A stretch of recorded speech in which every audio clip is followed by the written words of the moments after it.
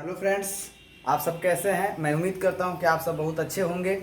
तो चलिए एक बार फिर से आप सभी का हमारा यूट्यूब चैनल, अपना YouTube channel IAS PCS dream classes पर बहुत बहुत स्वागत है। आज हम डीपीएसपी से राज्य के नीति निर्देशक तत्व DPSP directive principle of state policy से जुड़ी आगे के क्लासेज को स्टार्ट करेंगे, जिसमें पिछले के क्लासेज में डीपीएसपी से संबंधित कुछ महत्वपूर्ण अनुच्छेद को पढ़े थे और उसमें हम 40 तक यानी 36 से 40 4 अनुच्छेद को जान चुके हैं। उसके बाद हम आते हैं, आज का जो मेरा टॉपिक है आगे के अनुच्छेद को आपको याद कराना, यानी 41 से शुरू करेंगे। तो आइए शुरू करते हैं। आर्टिकल 41 क्या कहता है दोस्तों? अनुच्छेद कुछ दशाओं में काम, शिक्षा एवं लोक सहायता पाने का अधिकार होना चाहिए। इसको पहले लिख देते हैं, उसके बाद समझ में आ जाएगा। कुछ दशाओं में, जैसे एग्जाम्पल के तौर पर बेरोजगारी, बुढ़ापा, बीमारी एवं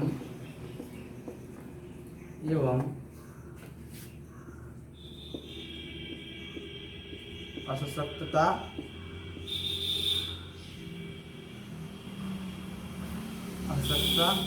आदि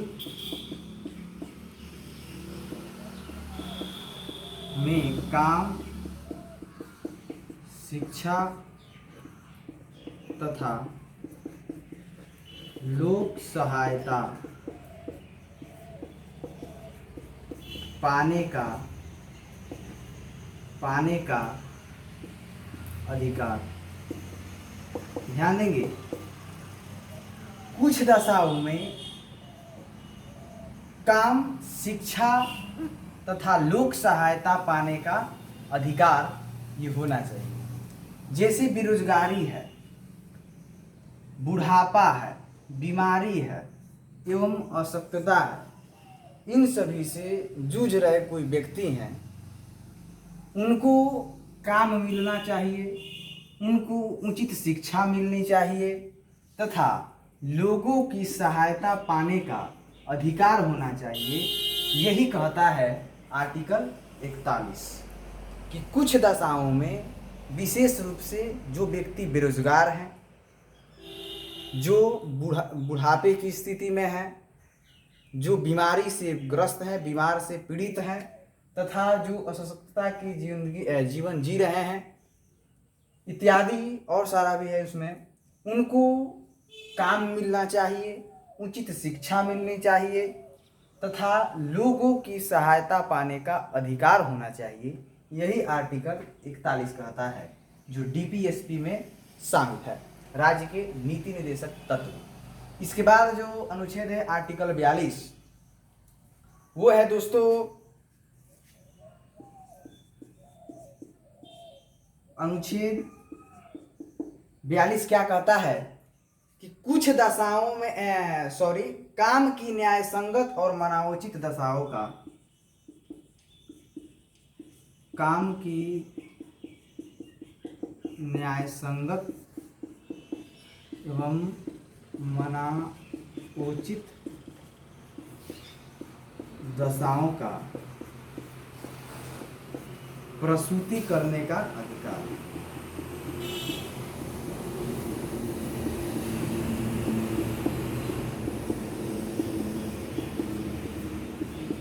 ध्यान देंगे, 42 कहता है कि काम की न्याय संगत, यानी न्याय से संगत होना चाहिए,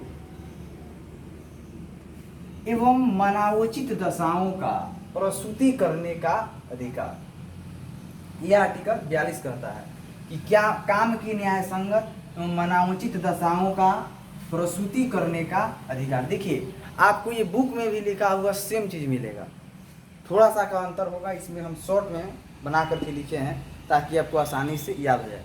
लेकिन मेरा जो उद्देश्य है आपको याद कराना, कम से कम समय में हम बेहतर जानकारी को देते हैं अपने यूट्यूब चैनल के माध्यम से, तो ये मेरा सबसे बड़ा उद्देश्य है कि हम जो भी दोस्त हमारे वीडियोस को देखें, वो जो भी टॉपिक्स को बतलाया जा रहा है उसको वो अच्छे से याद कर पाएँ।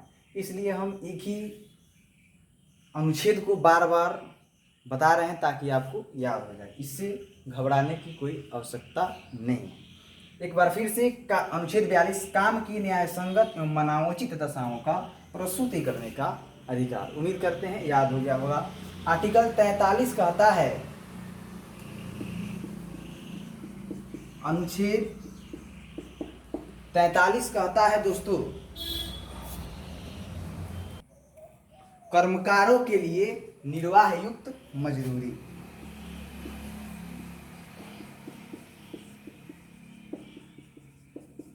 कर्मकारों के लिए निर्वाह युक्त मजदूरी, यानी जो भी काम करने वाले व्यक्ति हैं उनको निर्वाह युक्त मजदूरी मिलनी चाहिए। ये राज्य का कर्तव्य होगा।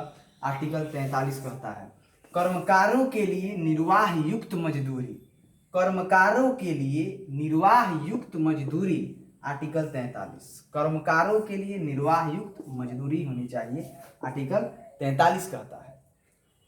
इसी में एक और अनुच्छेद को शामिल किया गया जो संविधान के 42वें संविधान संशोधन 1976 द्वारा इसे शामिल किया गया, जिसका नाम अनुच्छेद 43 क है।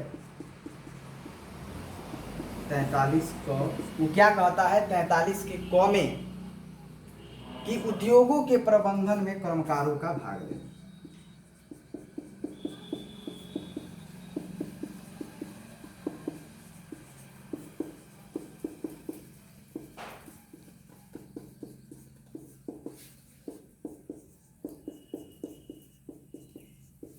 उद्योगों के प्रबंधन में कर्मकारों का भाग लेना, ये आर्टिकल 43 का क कहता है। एक बात ध्यान देंगे, ये मूल संविधान में, यानी जब संविधान बन रहा था उस समय इस अनुच्छेद को नहीं जोड़ा गया था हमारे संविधान में। इसे संविधान में संशोधन करके 42वें संविधान संशोधन 1976 के द्वारा इसे हमारे मूल संविधान में शामिल किया गया। कब? 42वें संविधान संशोधन 1976 द्वारा अनुच्छेद 43 के क उद्योगों के प्रबंधन में कर्मकारों का भाग लेना, इसे शामिल किया गया, जो डीपीएसपी राज्य के नीति निर्देशक तत्वों में शामिल है। अनुच्छेद 44 क्या कहता है, आइए देखते हैं। अनुच्छेद 44 कहता है नागरिकों के लिए समान सिविल संहिता। नागरिकों के लिए समान सिविल संहिता, आर्टिकल 44 काफी इंपॉर्टेंट है एग्जाम के अकॉर्डिंग कि आर्टिकल 41 में किस उपबंध का वर्णन किया गया है। तो नागरिकों के लिए समान सिविल संहिता होनी चाहिए। आर्टिकल 44 कहता है कि नागरिकों के लिए समान सिविल संहिता होनी चाहिए। यही तो आर्टिकल 44 कहता है कि नागरिकों के लिए समान सिविल संहिता होनी चाहिए। आइए अनुच्छेद 45 देखते हैं। कहता है कि 6 वर्ष से कम उम्र के बच्चों को शिक्षा एवं उनकी देखभाल करनी चाहिए। यानी जब तक बच्चा 6 वर्ष के नहीं हो जा रहा है तब तक ये राज्य का अधिकार होगा कि उसको शिक्षा संबंधी तथा उसकी देखभाल करनी होगी। ठीक है, तो 6 वर्ष के बच्चों को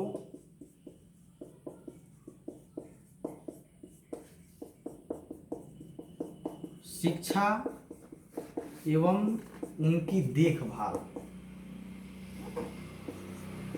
करना, ये आर्टिकल 45 कहता है कि 6 वर्ष के बच्चों को शिक्षा एवं उनकी देखभाल करना, ये आर्टिकल 45 कहता है। इसे 86वें संविधान संशोधन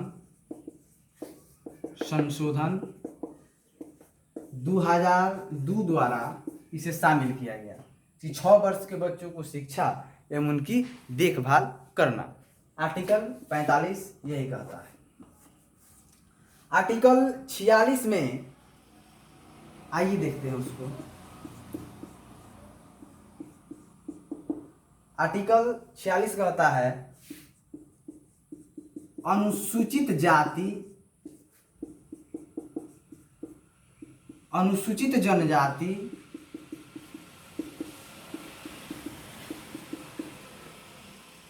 जनजाति, पिछड़ा वर्ग एवं अन्य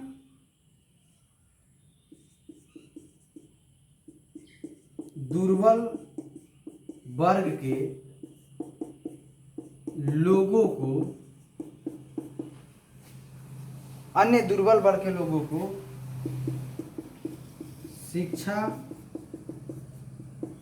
संबंधी अभिवृद्धि, शिक्षा संबंधी अभिवृद्धि एवं सामाजिक न्याय सुनिश्चित करना।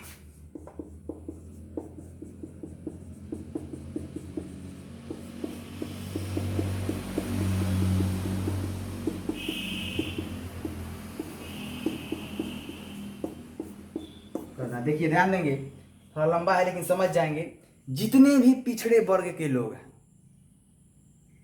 जैसे अनुसूचित जाति शेड्यूल कास्ट, अनुसूचित जनजाति एसटी, उसके बाद से पिछड़ा वर्ग एवं अन्य भी दुर्बल वर्ग के लोग होंगे, उनके लिए जो शिक्षा संबंधी अभिवृद्धि है, शिक्षा से जुड़ी जो वृद्धि है उनमें होना चाहिए। किसमें? अनुसूचित जाति, अनुसूचित जनजाति, अन्य पिछड़ा वर्ग, दुर्बल वर्ग के लोगों को शिक्षा संबंधी अभिवृद्धि होनी चाहिए तथा उन्हें सामाजिक न्याय सुनिश्चित करना चाहिए। ये राज्य का अधिकार होगा कि जितने भी पिछड़ा वर्ग के, अनुसूचित जाति जनजाति के वर्ग के लोग हैं उनको शिक्षा संबंधी अभिवृद्धि होनी चाहिए तथा उन्हें न्याय सुनिश्चित करना चाहिए। यह आर्टिकल 46 कहता है। ठीक है दोस्तों, तो आज के लिए इतना ही रहने देते हैं, फिर आपको अगले वीडियोज़ में अनुच्छेद 47 से हम स्टार्ट करेंगे। तो बहुत बहुत धन्यवाद। Thank you.